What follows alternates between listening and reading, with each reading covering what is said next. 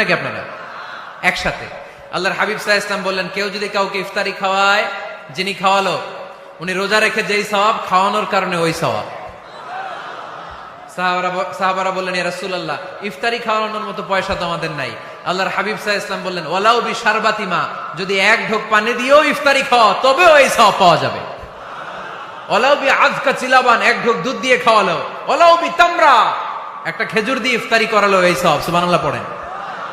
দুই ভাই ইফতারি করতে বসছেন, আপনার প্লেট থেকে একটা পেঁয়াজু আপনার ভাইয়ের প্লেটে দিলেন, আপনার ভাই একটা খেজুর আপনার প্লেটে দিল, দুইজনের ইফতারি খাওয়ানোর সওয়াব হয়ে গেছে।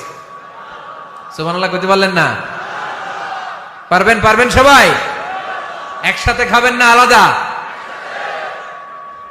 আল্লাহর হাবিব সাল্লাল্লাহু আলাইহি ওয়াসাল্লাম খেতে বসলে কখনো খাবারের বদনাম করতেন না। সহিহ বুখারীর হাদিস, মা আবা রাসূলুল্লাহ সাল্লাল্লাহু আলাইহি ওয়াসাল্লাম তাআমান কাত্তু, কখনো খাবারের বদনাম